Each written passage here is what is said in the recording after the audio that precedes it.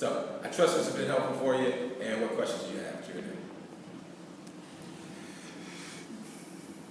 Okay. Oh, wait, did your hand go up? Oh, okay. You sure? I subscribe to everything you're saying, and the hardest part in my business, or two things, is regulatory issues, which is getting more stringent with us when we can barely reach out to clients, let alone prospects, with a message. And then lists. As I was growing my practice, it was always hard to qualify junk lists that are out there saying, oh, these are high net worth people based on zip codes and all this, and then, you know, those people don't exist or they really don't have investable assets. How do you help clients work through those particular regulatory things and qualification of true prospects? Excuse me, great questions. I have a client in California who's a CFP, Certified Financial Planner. She does certified financial planning for families with college-bound students. So that was a pretty significant conversation we had. Some of this I would have to answer offline because that changes per professional. But there are some very generic ways to create content where you're educating and minimizing any liabilities. I know some of those things are board specific, some are company specific in terms of what you can say, what you can't say. So that's where we would really have to get into the specifics of, okay, like where are your, who is the determining entity of your, who set the parameters for what you can and cannot say. We have to look at their guidelines and then see how we can work around those.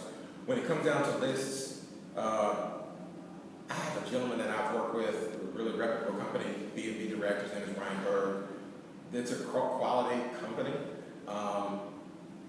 Some of that you've got to just do some due diligence and look into that list provider and ask some questions like, okay, where's the source of your data? How often do you clean it up? You know, how do you clean it up? And things of that nature. I mean, you can buy a list today. I did this research for a client I just had in the fall of last year. As an executive coach.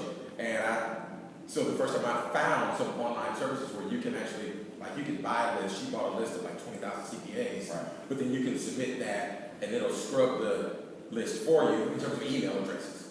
But again, a lot of that is talking to the warehouse company that houses that information and really just, you know, doing your due diligence to understand, you know, how frequently, like where are you pulling this information from, how often is it cleaned, and that sort of thing. So, but you know, those are the things that we just oftentimes have to sit down and kind of talk through to get some clarity on and go from there. Does that make sense? Is that helpful? Yeah. My question was very similar in the list development. So, great.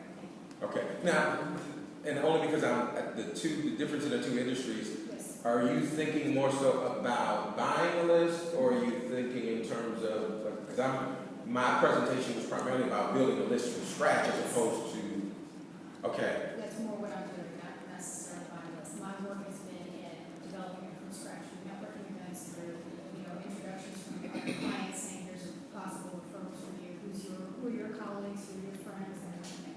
Great. So in your case, and in most, really pretty much everyone who's here, I'm going around the table thinking, one of the most ideal places for almost 98% of the market today to build a list using Facebook marketing is done correctly. Because at the end of the day, effective marketing starts with an awareness is a decision. We want people to be, we have to go where the market is, and that's where awareness happens. Everybody's on Facebook. So it's just knowing how to use that entity. Last month I did a test campaign. I added about between 20 to 25 people to my Facebook page, which I'm going to really start doing more formally. You know, like two and a half days for just under $20 with an ad campaign.